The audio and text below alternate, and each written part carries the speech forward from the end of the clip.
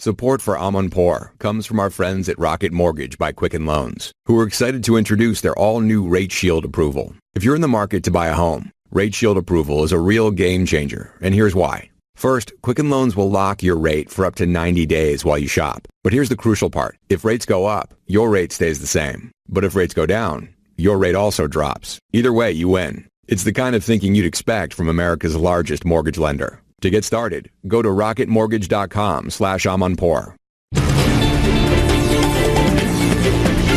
Coming up, megastar Matt Damon on surprising location in Indonesia, where he's trying to solve the global clean water crisis one microloan at a time. He joins me with his co-founder of water.org, Gary White. Plus, from the wellspring of Hollywood, the Me Too movement has swept the globe. But the ivory tower of finance has been relatively unscathed. Is this its moment? I speak to Lauren Bonner, who's suing her very own Wall Street firm.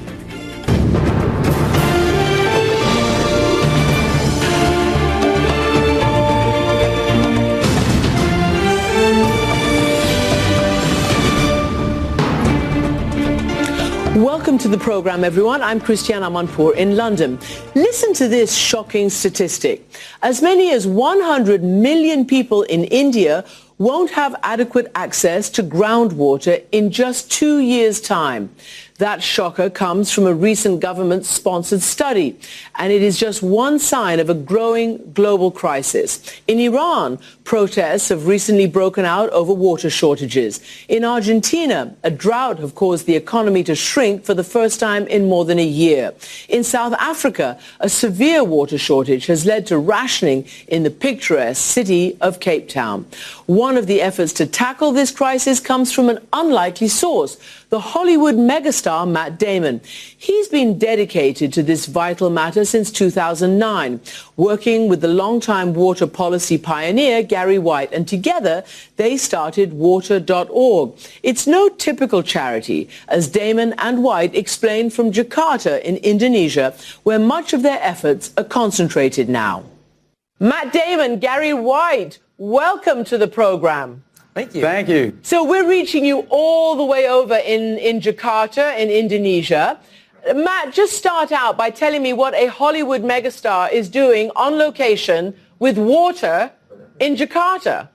Well, we're here checking up on some of our programs. And actually, when you talked to us about our work in 2011, I think it was,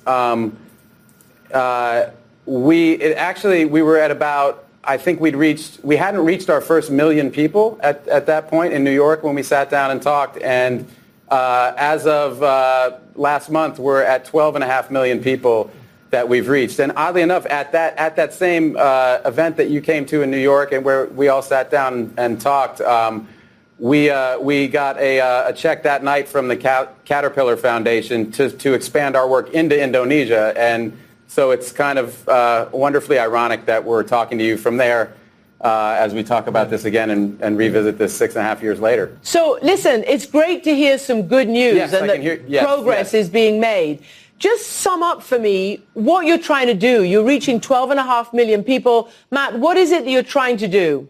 Well, what we've been trying to do for the last decade or so is a model that involves loaning, giving small loans to people who are living in poverty. And Gary had this incredible insight from having done this for 30 years, and he had this hypothesis that being in these communities, he knew people were paying for water, and he speculated that if we could just get people access to a microloan to connect to existing infrastructure, they could actually pay that loan back and buy their time back, essentially. So rather than have to spend all this time collecting water away from perhaps a paying job, they could actually have a water connection directly to their house. And what actually came to pass was it's something better than we even could have hoped. These loans pay off at more than 99%, and it's just really a success story. So Gary, these are micro loans. We've heard a lot about microcredit really since the early days of Muhammad Yunus and the Grameen Bank. Is it like that? so that you're not giving charity, you're encouraging sort of investment and, in a way, equity.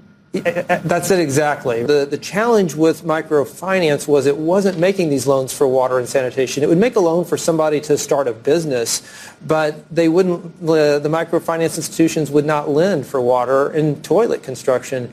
And so what we did was kind of give them a nudge and kind of de-risked it for them. So we said, we'll cover your costs to start up these types of loans.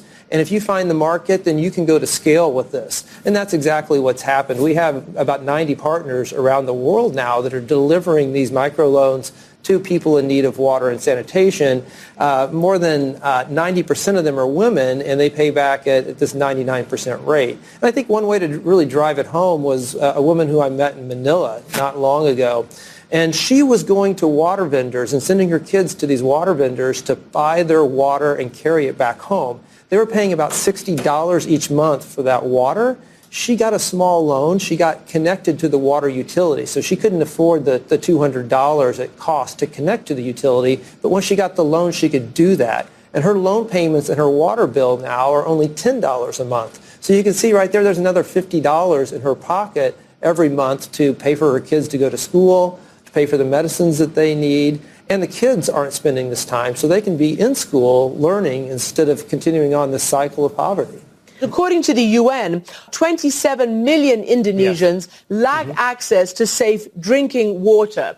So just explain, both of you, how you internalize that, how you observe that affecting the everyday man, woman, and child.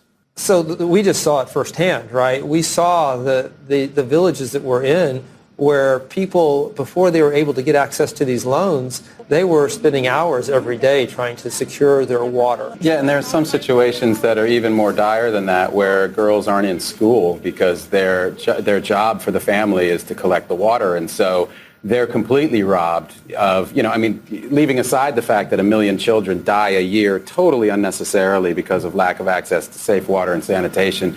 You've got this whole other swath of millions upon millions of girls whose lives are just kind of stamped out. They're just not allowed to live to their full potential because their daily grind is just finding the water for their family. And I mean, we just went to this school here in Indonesia, and there were 150 girls there, and we had the best afternoon with them and talking to them, and you just see that, how their lives have transformed, and so when you see what that kind of transformational effect that getting this access has, it really does, it just really lights a fire under us to kind of keep this going and to get out and to try to talk about this and the success that this model has, because the World Bank has identified 500 million people around the world who could be reached with this model. I mean, that is a real chunk of the problem right there that can be fixed if we can get the capital in to the right places. And I wonder what you both think about when we introduced this segment, we talked about protests in Iran over water. We talked about chronic drought in Afghanistan that could get worse. We talked about Cape Town, South Africa, where people are lining up in this tourist city just to get water. The environment. In the United States, you see at the EPA, there are big crises with protections for clean water being rolled back under the current administration. And there are those who believe that the water crisis could be the progenitor even more for conflict and war and the like. I wonder your reflections on the bigger issue of water, Matt, and then Gary. As you say, this is a massive kind of geopolitical issue, but the poorest of the poor are always affected the most by these things. And so if you imagine, if you extrapolate that out to the next 20, the next 40 years, I mean, what does that look like for them if this kind of dystopia you're talking about comes to be? So I think that's my kind of first takeaway from your question. And Gary? Most of the world that's going to be facing that type of issue is going to have the resources to deal with it, and that's going to happen. It won't be easy, but it'll happen. But what we look at is like, we had conversations with Dr. Jim Kim of the World Bank, and he's like saying, we have a really hard time finding how to reach those last 10 to 15% of the poor. And that's why we're working with the bank and the IFC to bring these types of solutions that help us get to some of the poorest people. So it is really important. I just want to ask a Hollywood question to you, Matt, because you are the face of this and you're able to bring so much to it, to Gary's work. And obviously, you know, the whole Me Too, women's empowerment started with Hollywood to an extent. And obviously, your career took off with support from Harvey Weinstein. I just wonder, in the 6 or so months, 8 months since all of this broke, how do you think Hollywood is coping, reacting, and stepping up when it comes to women's rights and equal treatment under you know, fair play in Hollywood? Yeah, I mean, yes, I am all for women's empowerment, you know, in Hollywood and at the village level in Indonesia. That's a big part of this work that we do. You know, I mean, I've certainly learned that you know, just because somebody asks me a question and gives me a microphone, it doesn't mean that it's my turn to talk. And you know, and so I've been trying to listen a lot, and I support those movements and think they're doing wonderful things. But in terms of, you know, this is what, you know, if we talk about our work at water.org, like that is something that I do want to talk about, and I'm deeply, you know, we've been doing this for, I mean, I've been doing it for over a decade, and he's been doing it for over 3, and it's a really, and it's a great story because it's about women who really have less than we can imagine in the West, who are doing these really amazing and heroic things. What was it that caused you, all the way over in Hollywood, to be energized by this water crisis? What is it that made you think this was where you wanted to put your philanthropy and your sort of social entrepreneurship? You know, we solved this in the West 100 years ago. Imagine if we cured cancer tomorrow, and in 100 years, people were still dying by the millions of this thing that was totally preventable. And so I think that's what gets us energized, and then also the success that we're having. I think what I take heart from is like the poor are the root of the solution. This problem contains its own solution. If we can just nudge the system a little bit so people can get access to these affordable loans, then that can be the first step in lifting themselves out of poverty. And I think that's a really important message for this time, particularly when people seem not to want to deal with the poor and resent charity. So I think this is a really good message. And I'm glad I've been on this journey, at least for the last several years, with you. Thank you so much for joining us from Jakarta. Thank you. Thanks. Hiring is challenging, but there's one place you can go where hiring is simple, fast, and smart. A place where growing businesses connect to qualified candidates. That place is ZipRecruiter.com/Amanpour. ZipRecruiter sends your job to over 100 of the web's leading job boards. But they don't stop there. With their powerful matching technology, ZipRecruiter scans thousands of resumes to find people with the right experience and invite them to apply to your job. As applications come in, they analyze each one and spotlight the top candidates, so you never miss a great match. ZipRecruiter is so effective that 80% of employers who post on ZipRecruiter get a quality candidate through the site within the first day. With results like that, it's no wonder that ZipRecruiter is the highest-rated hiring site in America. And right now, listeners can try ZipRecruiter for free at this exclusive web address, ZipRecruiter.com/Amanpour. That's ZipRecruiter.com/AMANPOUR. ZipRecruiter.com/Amanpour. ZipRecruiter, the smartest way to hire. Support for Amanpour comes from our friends at Rocket Mortgage by Quicken Loans. Let's talk about buying a home for a minute. Because of rising interest rates, there's a lot of unpredictability when it comes to buying a home these days. It's causing a lot of anxiety with folks. Well, our friends at Quicken Loans are doing something about that. They're calling it the power buying process. Here's how it works. Quicken Loans will verify your income, assets, and credit in less than 24 hours to give you a verified approval. This gives you the strength of a cash buyer. Then, once you're verified, you qualify for their all-new exclusive Rate Shield approval. First, they'll lock your rate for up to 90 days while you shop. Now here's the best part. If rates go up, your rate stays the same. But if rates go down, your rate also drops. Either way, you win. It's the kind of thinking you'd expect from America's largest mortgage lender. To get started, go to rocketmortgage.com/Amanpour. Rate Shield approval only valid on certain 30-year purchase transactions. Additional conditions or exclusions may apply. Based on Quicken Loans data in comparison to public data records. Equal housing lender, licensed in all 50 states. NMLS ConsumerAccess.org number 3030. Been putting off buying new glasses? Zenni Optical offers a huge variety of high-quality, stylish frames and state-of-the-art optics, starting at just $6.95. We've got all the great frame styles you want in materials like titanium, carbon fiber, and high-luster acetate. Plus, Zenni offers prescription glasses and sunglasses. So at this great price, you can build your eyewear wardrobe. You can get 10% off your entire order with code 360. So visit Zenni, Zenni, today at zennioptical.com and use code 360.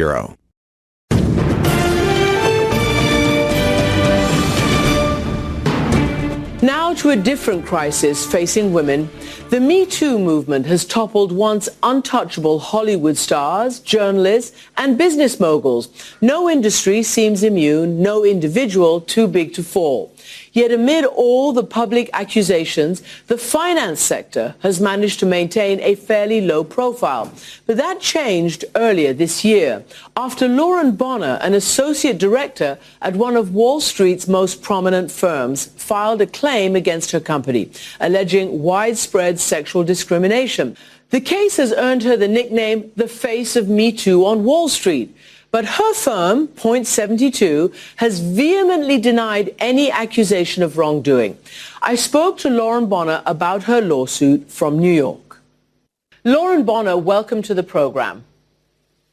Thank you so much for having me. So let's start, if you can, by summing up the nature of your lawsuit. I filed because Point 72 is engaging in systemic gender discrimination and harassment. And it's not just me. I'm being paid 35 cents on the dollar. My female colleagues are being paid 35 cents or other pennies on the dollar. And I just felt a real obligation to stand up and say something. So how did you find this out? I mean, are salaries public? Did you know what your other, male colleagues were being paid? Salaries are not public. I have access to the data as part of my role. So I see data both about some of the salaries on my team as well as things like female candidates coming right out of college have to have 20 to 25% higher GPAs and SAT scores than their male colleagues to get exactly the same job. And so seeing that kind of data and seeing that it was just so pervasive and institutional, I really felt like I had to say something. And when you started to say something, what was the reaction? Who did you take your complaints to? I took it to virtually everyone. I took it to HR. I took it to my manager. I took it to our COO and president. I tried to present the data more holistically to the leadership team, but our general counsel prevented me from doing so. On what grounds? They just didn't feel comfortable with my presenting the data. From my perspective, you start wherever you are. You look at the data. I tend to be a very data-driven person. I like to just understand where we are and make progress from there. Their view was to shield leadership from the data. And let's just put it quite clearly. You were rejected for a promotion, as you've complained, and this on the back of your building this rather innovative piece of technology for the company to use. That's exactly right. I also think I was subject to what so many women on Wall Street are subject to, which is a kind of catch-22, where to build an innovative technology platform, you can't kind of be a hothouse petunia. You have to be assertive and make things happen. But on the flip side, being assertive is really you get penalized for that in a way that men do not. And is that the basis of the harassment claims? Were there any other claims? You've talked about the institutionalized discrimination in terms of pay, etc. But you've also talked about other attitudes. Describe a few that you encountered at Point 72. Absolutely. There's, having a male colleague offer up his assistant for sex as if she's his property, and no one thinks to say that's not okay. And he obviously believes that that's something that he can offer. Lauren, I'm horrified. I've never heard such a thing. What does that mean, offering up an assistant for sex? To who? With whose permission? In my presence, he turned to another male colleague, pointed at his assistant and said, "Do you want to F her? You can. She works for me." Oh, my God. Did this assistant hear that? She did. She was standing right there. Did she say anything? So was I. No. What can a woman say? I mean, it's so degrading. Did you? It's degrading for her. It's degrading for me. I wish I had at the moment. I honestly stood there with my mouth on the floor. Wow. And you've also talked about unseemly words being, attached to whiteboards in various high-level offices. Sure. The president's office, he had the word pussy written up on his whiteboard. You sat there in meetings with the president and the word pussy floating above him. His glass office, so anyone can see it walking by. Many people had meetings in that office. It went on for weeks. And really, no one thought to tell him that was not okay. And, I, for one, reported some of these things, but it's intimidating. And is it designed to intimidate, or is it just, old boy network culture? It's hard for me to say what their mental state is in terms of why something would be on the board like that. It's confounding to me why someone would put that on the board. It sounds just unbelievable. I mean, believe you, but it sounds incredible. So let me just ask you this as well then. Before accepting your job at Point 72, you obviously knew who Steve Cohen was, right? He was quite controversial. He had a fall at his previous venture, SAC Capital. I guess, what made you take a job with him? And are you aware of his power, and what is, are you worried about taking him on now through the legal system? Well, I don't think I of course knew his history. That said, I don't think it's naive to believe that in 2018, a high-performing premier firm can respect women. That doesn't seem crazy to me. It's terrifying to take on a kind of intimidating bully, but I really feel like I have no choice. I don't think I could live with myself if I didn't come forward. There's this great moment right now, and if we don't say anything, who will? And you are still there. That's an amazing thing in and of itself. I mean, you haven't resigned, you haven't quit, and obviously they presumably can't fire you while you're filing this lawsuit. Why are you still there? And are you getting lots of support from inside the four walls of your company, particularly from the women? Well, look, I keep showing up. I'll keep showing up until they tell me otherwise. I am getting quite a bit of support. I feel like I'm living a little bit of a double life. During the day at work, I feel pretty isolated, and it's obviously quite an icy environment. But in the evenings, I then tend to hear from a lot of women offering support, sharing their stories, thanking me for what I'm doing. And so it's an interesting kind of two lives that I'm living. And tell me something, beyond Point 72, from all your colleagues and friends who you must have in the world of finance, is this sort of industry-wide? Is it a problem in the Wall Street culture? It's a good question. It's certainly an issue that plagues Wall Street. That being said, I don't think it's universal. I've certainly been at other premier institutions where leaders operate with integrity and respect, and this kind of thing doesn't happen. I think that's part of why I felt empowered to be able to come forward, because I have seen other places. I have seen that it doesn't have to be this way. So let me ask you then a general question about women in finance. The famous saying goes, in fact, it was the leader of the IMF, herself a woman, Christine Lagarde, who suggested what might have been the result at Lehman Brothers had it been called Lehman Sisters. In other words, if there were all, big companies run by women, or at least many more women equally represented in the highest echelons of power. What can you say about that? Well, studies have shown that women manage and think about risk very differently. So I agree that we may not have seen the same kind of crisis that we did. because I do think women bring a different kind of view of risk. And that's why gender parity is not charity. It's good business. Study after study shows that women are equally as good, if not better, investors as men. And women, of course, who, are professionals in this business and many others, and then who decide to have children, many instances, and there's recently been a big expose by the New York Times, basically show that after the first child, even if women and men were being paid equally up to then, the woman's salary takes a major dent and almost never recovers. Do you find that in your business? And again, what sort of effect does that have on women wanting to stay, wanting to climb up the ladder and getting to the very top? Absolutely, I see it. The New York Times did a beautiful job with that piece. It's a story that definitely needs to be told. Women come back from maternity leave with their responsibilities cut, being sidelined, being marginalized. I see it all the time. It's particularly extreme at point 72, and it doesn't have to be that way, but I see it all the time. You've taken this very bold stance, and you've talked about the Me Too moment, and if not now, when?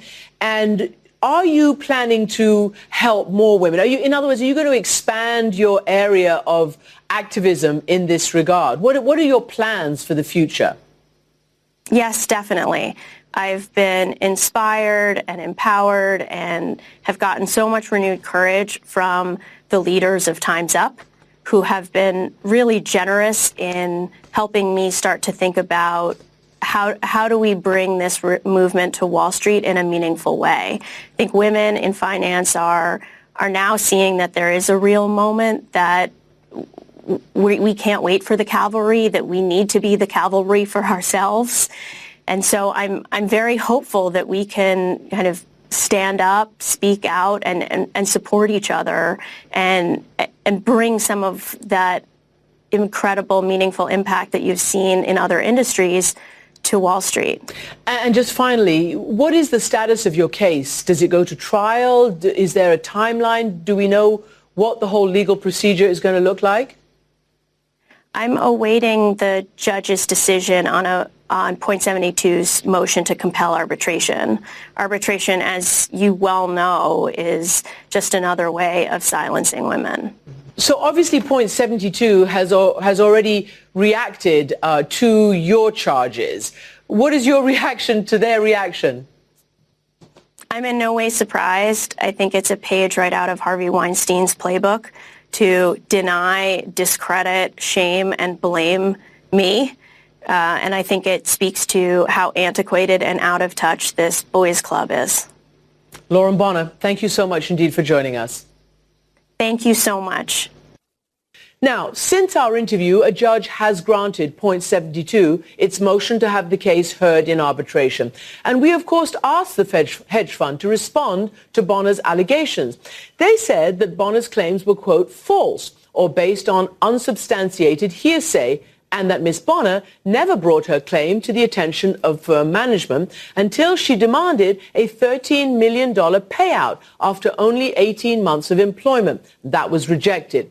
We went back to Bonner and her lawyer to ask about that allegation, and they charged in return that point 72 made a, quote, seven-figure offer to resolve Bonner's claims and indicated it would pay millions more before attempting to discredit Ms. Bonner's allegations with boilerplate defenses used to attack female employees who assert gender discrimination claims, end of quote. Point 72 then admitted to us that they did offer Bonner $1 million to end the matter, but said Bonner rejected the offer. The firm went on to say that Bonner is trying to denigrate their firm in the media and is making, quote, outrageous claims without providing any evidence to back them up. Point 72 said that it was well aware that women are underrepresented in finance, a problem that the firm has long tried to address with, quote, a series of comprehensive initiatives. The firm said that Bonner worked on a diversity initiative as part of her role, but, quote, instead of working with us constructively to advance the goals of diversity and inclusion, she chose to file this self-serving lawsuit. And so the case continues. And that's it for our program tonight. Remember, you can always listen to our podcast and see us online at amanpour.com, and you can follow me on Facebook and Twitter. Thanks for watching, and goodbye from London.